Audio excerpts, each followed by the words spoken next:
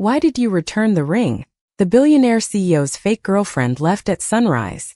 Hello everyone. Before we begin today's emotional story about two women whose carefully arranged relationship becomes something neither of them expected, I have a small favor to ask. Please hit the subscribe button and turn on the notification bell, so you never miss a new story from our channel.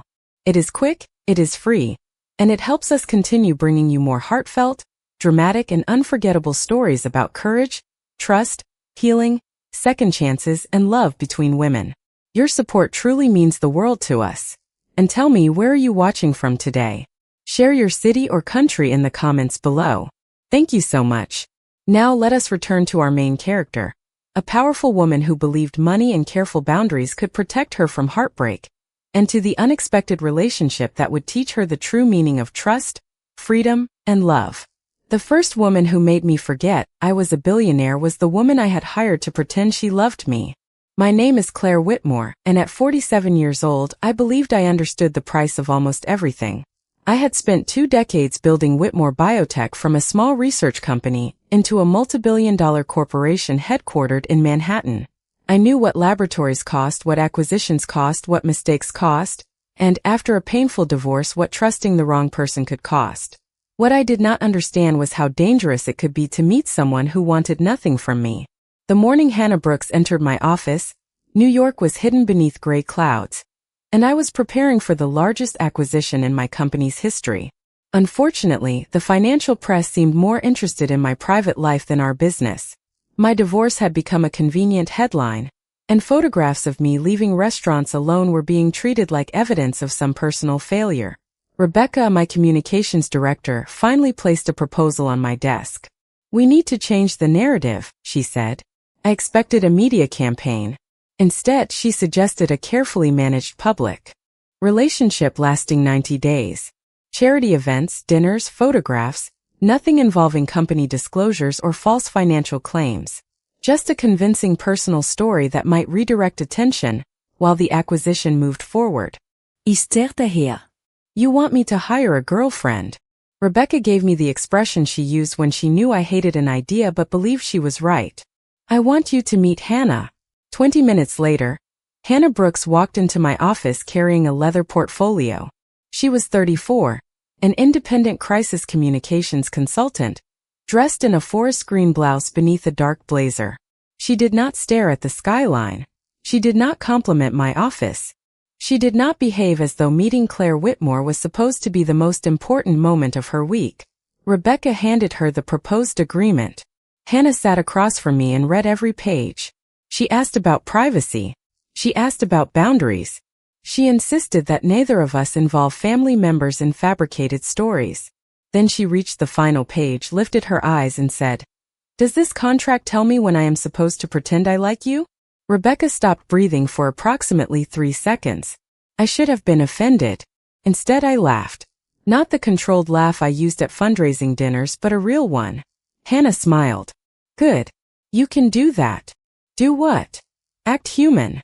I laughed again, and that bothered me more than her joke. We spent the next hour rewriting the agreement. Hannah questioned every condition that felt unnecessary, and refused anything that compromised her independence. She never once asked how much I was worth. By the time she signed, I had begun to understand why Rebecca trusted her. Then Rebecca mentioned the final requirement. If the relationship was going to survive constant media attention, Hannah could not appear only at scheduled events. She needed to become part of my visible daily life. Hannah would temporarily move into my Manhattan penthouse. I looked at the woman I had known for barely 2 hours. 90 days under the same roof could become complicated. Hannah clicked the pen closed and stood. "Only if you make it complicated." 3 days later, she arrived at my penthouse with 2 suitcases, 1 laptop bag, and a small basil plant in a chipped clay pot. She placed the plant beside my coffee machine and looked around my immaculate kitchen. "This place needs something alive." "I live here," I said. Hannah glanced at me with that impossible half smile. Exactly my point. I did not know it then, but Hannah had just carried the first living thing into a home I had spent years making perfect, and within 90 days, I would discover that the basil plant was not the thing I should have been afraid of losing. By the end of Hannah's first week in my penthouse, I had learned 3 things about her. She drank coffee before speaking in complete sentences, she believed every room needed a plant, and she had absolutely no respect for my carefully organized refrigerator. I discovered the last fact one morning when I opened it and found a paper bag from a neighborhood bakery, occupying the shelf normally reserved for prepared meals. "What is this?" I asked. Hannah looked up from the kitchen island. "Breakfast. I have breakfast delivered." "Yes, in containers that look like they belong in a laboratory." She pulled out 2 warm blueberry muffins and handed one to me. I should have refused. Instead, I ate it standing beside her while Manhattan woke beneath our windows. That became the dangerous pattern of living with Hannah. Before cameras, everything remained simple. At charity dinners, she rested her hand lightly on my arm when photographers approached. At corporate receptions, she remembered the names of people she had met only once. When reporters asked about us, Hannah answered with enough warmth to sound convincing without turning our arrangement into theater. She was very good at pretending. The problem was that I began noticing all the things she did when pretending was unnecessary. She left a cup of coffee beside my laptop when I worked too late. She sent me a message at noon asking whether I had eaten lunch. She learned that I hated television during dinner and loved old jazz records on Sunday mornings. Once, after I came home exhausted from 14 hours of meetings, I found tomato soup and grilled cheese sandwiches waiting on the kitchen island. "You know I employ a private chef," I said. "I know. I also know you canceled dinner again." She pushed a bowl toward me. "Sit down, Claire." Almost nobody ordered me around. Somehow Hannah could do it with 2 words. "Iset." We talked for nearly an hour about everything except Whitmore Biotech. She told me about her mother, Margaret, who lived in Connecticut, and about the younger sister whose graduate school expenses Hannah had quietly helped cover. When I asked why she had never mentioned paying for school, she shrugged. "Some things matter more when nobody is watching." I remembered that sentence several nights later at a museum fundraiser. Hannah wore a navy dress and silver earrings, and halfway through the evening I noticed the smallest change in her expression whenever she stood. "Your shoes hurt," I whispered. She looked surprised. "How did you know?" "You keep shifting your weight. Apparently living with you has made you observant." Back at the penthouse, Hannah kicked off one shoe near the elevator, but the clasp on the other had caught. "Hold still," I said. I knelt and carefully loosened it. When the shoe came free, I looked up. Hannah had stopped smiling. Not because she was upset, because suddenly neither of us seemed to remember what our relationship was supposed to be. Our eyes held for 1 second too long.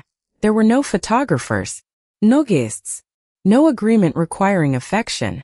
Just Hannah, barefoot in my hallway, and my hand still holding her shoe. I stood slowly. "Better." "Yes," she said, quieter than before.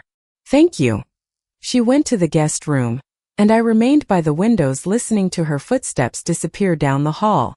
For the first time, 90 days did not sound like protection. It sounded like a deadline. The next morning, Rebecca called before 7 with an idea for our upcoming foundation gala. She said the public needed a stronger symbol that Hannah and I were serious. I stared across the kitchen at Hannah's basil plant catching the early sunlight. "What kind of symbol?" I asked. Rebecca answered with 1 word. "A ring." The ring Rebecca sent to my office the next afternoon was exactly what I expected from a publicity team trying to manufacture romance. Enormous, flawless, and expensive enough to become a headline by itself. I opened the black velvet box, stared at the diamond for several seconds, then closed it. "No, Rebecca Said." "Claire, you agreed that Hannah needs something visible for the gala." I agreed to a ring. I did not agree to putting a chandelier on her hand. That evening I brought the box home and showed Hannah. She leaned over the kitchen island, opened it, and immediately laughed. "If I wear this near a window, air traffic might change course." "You are not wearing it." "Then what am I wearing?" I should have said nothing. Instead, I walked into my study and opened the small safe behind one of the cabinets. At the back sat a faded blue jewelry box I had not touched in years. Inside was my grandmother's sapphire ring, a deep blue stone surrounded by small diamonds in a simple platinum setting. She had worn it for 43 years. After she died, my mother gave it to me, and I had kept it hidden away because wearing it somehow felt too personal. When I returned to the kitchen and opened the box, Hannah's humor disappeared. Claire, no. You have not even tried it. That belonged to your grandmother. Yes. Then it means something. I looked down at the sapphire. It is only for one evening. Hannah studied my face as if trying to decide whether I believed my own words. Eventually, she held out her right hand. I slipped the ring onto her finger. It fit almost perfectly. Neither of us spoke. 10 days later, nearly 600 guests filled a Fifth Avenue hotel ballroom for the Whitmore Foundation Gala. Hannah wore a navy dress, silver earrings, and my grandmother's sapphire. When we stepped before the photographers, she reached for my hand. Her thumb brushed once across my knuckles. It was probably meant to reassure me. It worked. Inside the ballroom, I watched Hannah move through conversations with the same effortless warmth she brought into my home. She remembered a pediatric nurse from an earlier fundraiser. She asked one of our researchers about his daughter's college applications. She listened to people as if nobody else in the room mattered while they were speaking. Halfway through the evening, I realized I had spent more time watching Hannah than discussing the acquisition. Near the end of the gala, a reporter approached us beneath the sweeping staircase. Her attention immediately settled on the sapphire. Hannah, people have been wondering about the two of you. What made you fall in love with Claire? My entire body went still. Rebecca had prepared answers for almost everything. How we supposedly met. Where we liked to eat. What we admired about each other professionally. Nobody had prepared that question. Hannah could have redirected it. Instead, she turned toward me. She notices people, Hannah said. Everyone sees the company, the money, and the headlines.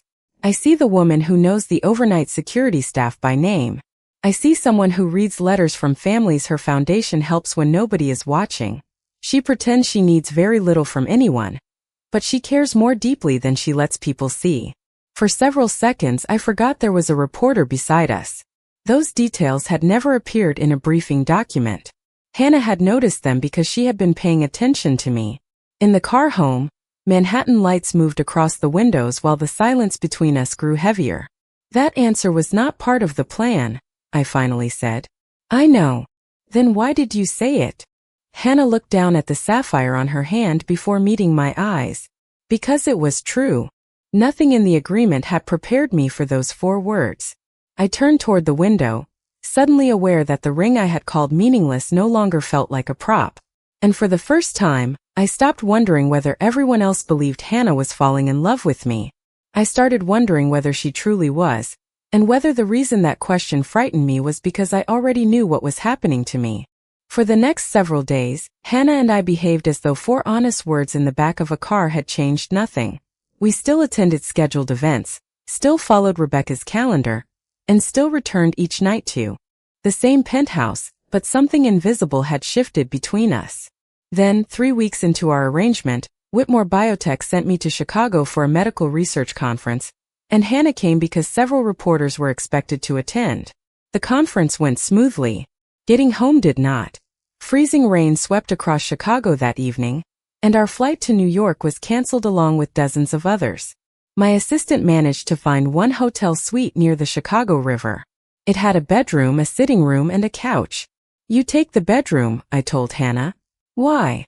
Because I am taking the couch. She looked at the couch, then at me. Claire, we have spent weeks convincing strangers we are in love. I think we can survive one hotel suite without creating an international incident. I almost smiled. Take the bedroom, Hannah. Yes, Chief Executive Officer.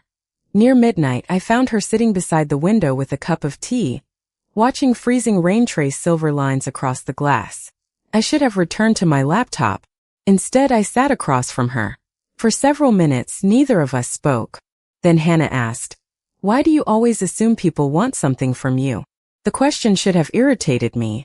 Instead, perhaps because we were hundreds of miles from my office and there were no cameras nearby, I answered. I told her about my marriage. My former wife had known me before Whitmore Biotech became successful, but as the company grew, money slowly entered conversations where it had never belonged. Gifts became evidence. Vacations became arguments. Every disagreement seemed to acquire a financial value. By the time our marriage ended, I no longer knew whether I was protecting myself or simply keeping everyone at a distance. So I learned to make expectations clear, I said. Contracts. Boundaries. Terms. Hannah stared into her tea.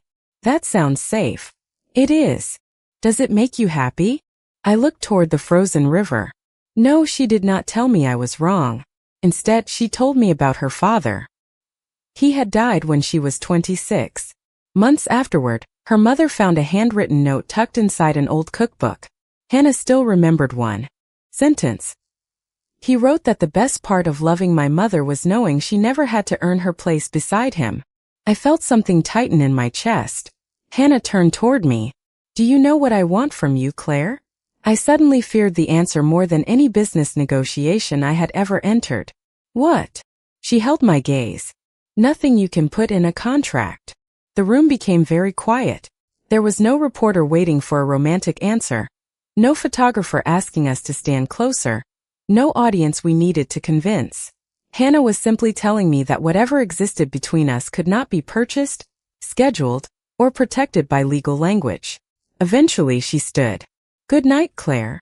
Good night. I slept on the couch.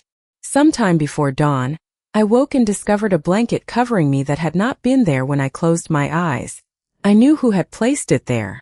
The next morning the storm had passed. Hannah made coffee in the small kitchenette and handed me a cup without asking how I wanted it. She already knew. I watched sunlight spread across the Chicago River behind her and realized I had stopped counting how many days remained in our 90-day arrangement. Instead, I was wondering what my penthouse would sound like when Hannah's footsteps were gone. That was when I finally admitted the truth I had been avoiding since the gala. I was not afraid our fake relationship might become real. I was afraid it already had. After Chicago, Hannah and I returned to Manhattan pretending nothing fundamental had changed, but ordinary moments had begun to feel more intimate than any public appearance. A week later, she invited me to spend Saturday with her mother in Connecticut. My first instinct was to send a car. Instead, I drove. Margaret Brooks lived in a modest white house with blue shutters and a maple tree shading the front porch. She opened the door before we reached it and hugged Hannah first, then me before I could prepare myself. So you are Claire, she said warmly. Not Claire Whitmore. Not the billionaire. Just Claire. We ate chicken pot pie around a scratched wooden table while Margaret showed me old family photographs and Hannah repeatedly asked her to stop. Nobody mentioned my net worth. Nobody wanted an introduction to an investor. Nobody treated my presence like an opportunity. At one point, Margaret asked me to carry a bowl into the kitchen, and I realized with surprising pleasure that I had been given a household chore. When Hannah stepped outside to take a call, Margaret looked toward the window and smiled. She has not seemed this happy in a long time. I carried those words all the way back to Manhattan.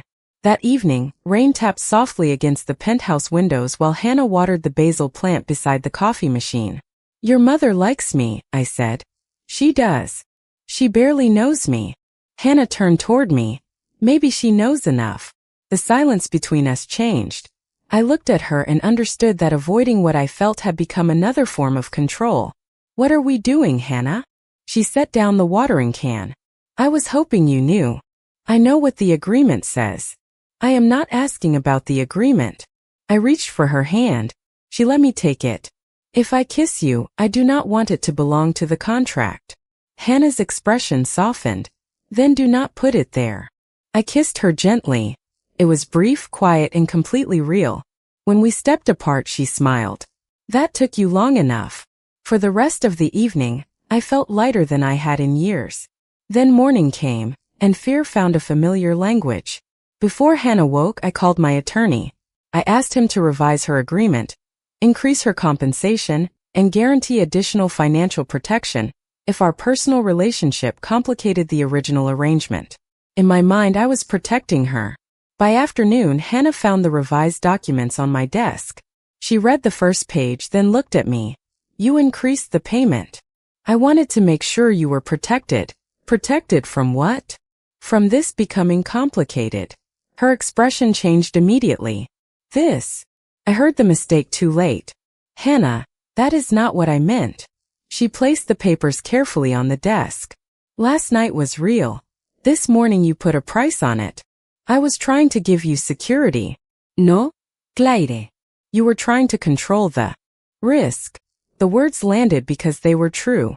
I had taken the first honest thing between us and translated it into the only language that had ever made me feel safe.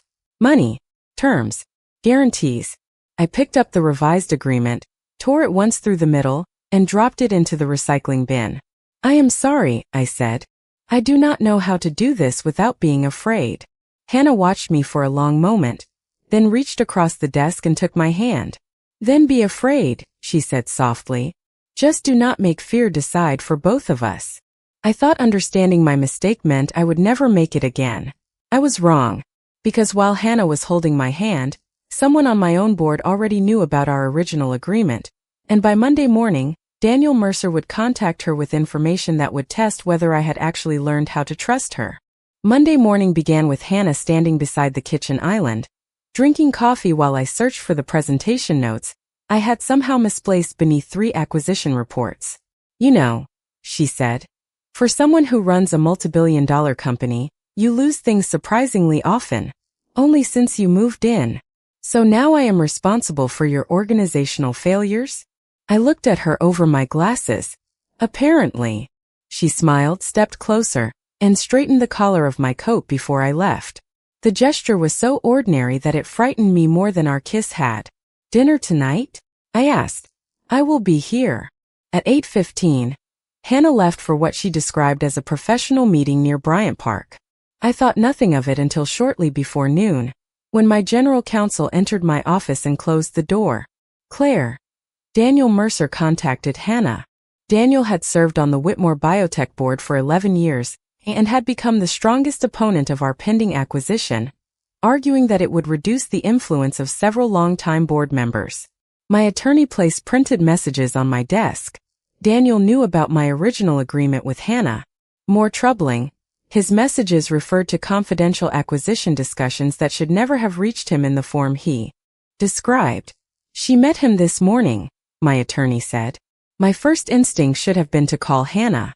Instead, I spent the next 7 hours letting uncertainty become suspicion. When I returned home, Hannah arrived shortly after me and stopped when she saw my expression. You know about Daniel. Why did you meet him? Because his message included details he should not have had. I wanted to understand what he knew, and why he contacted me. Without telling me? If I had told you immediately, you would have sent attorneys before he said anything useful. She was probably right, and that made me defensive. What did he want? Hannah placed her bag on the kitchen island. He implied that your position could weaken if the acquisition failed. He also suggested that separating myself from you might be financially beneficial. Financially beneficial how? Claire, did he offer you money? He wanted to know whether I could be persuaded to distance myself from you publicly. My chest tightened. Every old memory I had described in Chicago returned at once. Money entering relationships, affection becoming negotiation, trust becoming leverage.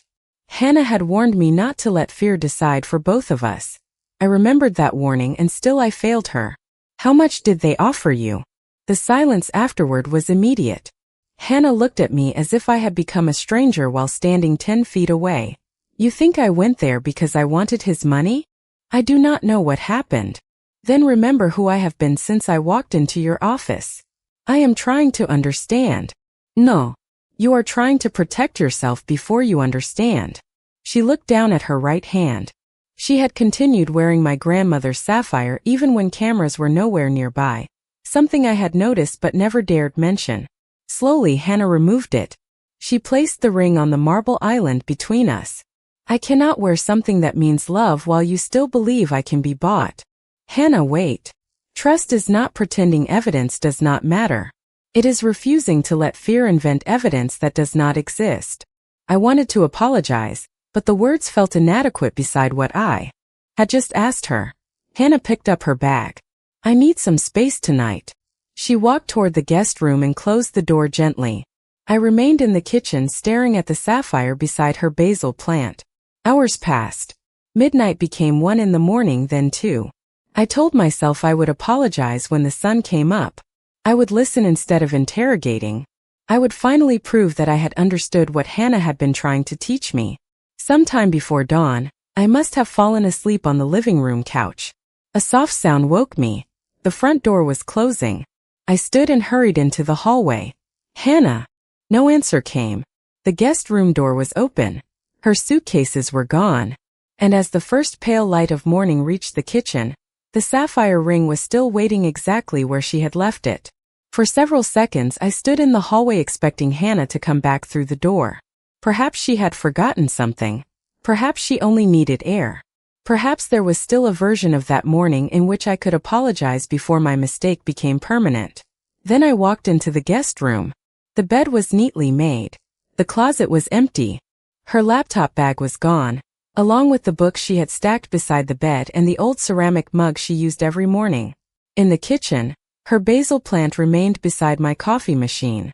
On the marble island sat my grandmother's sapphire ring, the original 90-day agreement, and a white envelope with my name written across the front.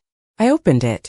Inside was confirmation that Hannah had returned every dollar she had received under our arrangement. Every dollar. Beneath it was a short handwritten note. I need you to know that staying was never about the money. I read those words until they blurred. For years, I had believed money made complicated relationships easier to understand. Money created terms. Terms created boundaries. Boundaries created safety. Hannah had removed money from the equation entirely, and suddenly I was forced to confront the truth I had spent years avoiding. The problem had never been whether people could be bought. The problem was that I had started measuring trust with the same instincts I used to measure risk. At 8:15 my phone rang. It was my general counsel. Claire, you need to come in. Outside counsel received materials from Hannah early this morning.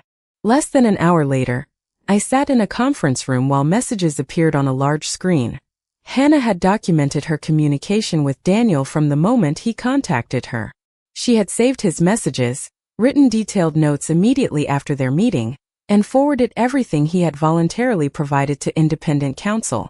His communications referred to confidential acquisition discussions and suggested that several longtime board members feared losing influence if the deal succeeded.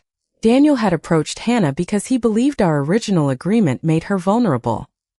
He assumed money was the reason she stayed beside me, which meant he had made exactly the same mistake I had. There is enough here for a formal independent review, my attorney said. But Daniel is already questioning Hannah's credibility. He is claiming she is protecting you because you paid her. Rebecca slid another document across the table. That argument became harder this morning. I looked down. Hannah had terminated the agreement and returned her compensation before sending the complete record to outside counsel. She had deliberately separated herself from every financial benefit connected to me before asking anyone to trust what she knew. My throat tightened. She gave up everything. Rebecca looked at me quietly. She gave up everything people could use to say she had a reason to lie. The room seemed to disappear around me. I remembered Hannah in Chicago telling me she wanted nothing I could put in a contract. I remembered her mother's kitchen, her hand in mine, the blanket she had placed over me while I slept, the sapphire on her finger when nobody was watching. Hannah had shown me who she was again and again, and when the moment came to trust what I already knew, I had chosen fear instead. I called her. Voicemail. I called again. Nothing. My attorney began explaining the board meeting scheduled for the next morning, but I barely heard him. 24 hours earlier, protecting Whitmore Biotech would have consumed every thought I had. Now one sentence kept repeating in my mind. Staying was never about the money. Hannah had walked away from the contract, the compensation, the ring, and me, not because she had stopped caring, but because keeping her self-respect required leaving. And for the first time in my life, I understood the difference between losing someone and driving them away. The board would meet in the morning. Daniel would challenge Hannah's credibility. My position could become part of the fallout. But sitting there with her returned agreement in front of me, I knew there was only one decision left that mattered. When Daniel tried to make Hannah pay for telling the truth, I would not protect myself by staying silent. The next morning, I walked into the Whitmore Biotech boardroom knowing I might leave without the company title that had defined half my life. 12 people sat around the long conference table. Outside counsel occupied 2 additional seats, and Daniel Mercer sat near the far end looking composed enough to suggest he believed the meeting would end in his favor. For years, rooms like that had been where I felt strongest. Numbers made sense to me. Strategy made sense. Risk could be calculated. But Hannah had taught me that integrity begins precisely where calculation stops being useful. Outside counsel summarized the communications Daniel had voluntarily shared, the confidential acquisition details contained in them, and the reasons an independent review had been opened. Daniel listened quietly until Hannah's role was mentioned. Then he leaned back. "We are treating the word of a woman Claire paid to impersonate her girlfriend as credible evidence?" Nobody answered immediately. Daniel looked around the table. "Her financial relationship with Claire speaks for itself." I could have let my attorney respond. I could have hidden behind privilege, procedure, and carefully prepared language. Instead, I stood. "Then let us discuss that relationship honestly." Every face turned toward me. I explained the 90-day arrangement, the public appearances, and Hannah's temporary move into my penthouse. I did not minimize my responsibility or pretend the arrangement had been someone else's decision. "Hannah was compensated under that agreement," I said. "She also terminated it and returned every dollar before providing the complete record to outside counsel." Daniel shook his head. "That does not erase the conflict." "No. Which is why independent counsel will determine what the evidence establishes, not you and not me." I placed my hands on the table. "But if anyone in this room intends to question Hannah's character simply because she accepted an arrangement I authorized, then my character belongs in that discussion too." Silence followed. My heart was beating hard, but for once I did not care whether anyone could see it. If there are consequences for that arrangement, they belong to me too. I will not protect my position by allowing Hannah to carry them alone. That was the moment I finally understood something I had spent decades getting wrong. Power was not the ability to control every outcome. Sometimes power was telling the truth when the outcome could no longer be controlled. The meeting lasted nearly 4 hours. By the end, Daniel had been removed from all acquisition-related decisions, while the independent review continued. The acquisition itself remained active, and the board asked me to remain chief executive officer while outside counsel completed its work. A month earlier, keeping my position would have felt like victory. That morning it felt secondary. I returned to my office and looked across Manhattan. Somewhere beyond those buildings was a woman who had walked away from my money, because she needed me to understand that her love had never been for sale. I called Hannah once more. Voicemail. This time I did not leave another apology for her to hear through a telephone. Then I remembered something she had told me while we were driving back from Connecticut. When life became too loud, she went home. I took my coat. My assistant stood when I entered the hallway. Should I call the driver? No. Do you want Rebecca to come? No, for once I did not need a team, a plan, or someone preparing the next sentence for me. Before leaving, I opened my briefcase and checked the faded blue box inside. My grandmother's sapphire ring rested exactly where Hannah had left it. I was not bringing it to ask her to wear it again. I was bringing it because there was one question I needed to ask face to face. 2 hours later, I turned onto the quiet Connecticut street and saw Margaret's white house beneath the bare maple tree. Hannah's car was in the driveway. I stopped at the curb, suddenly more nervous than I had been in the boardroom. Then the front door opened. Hannah stepped onto the porch and saw me.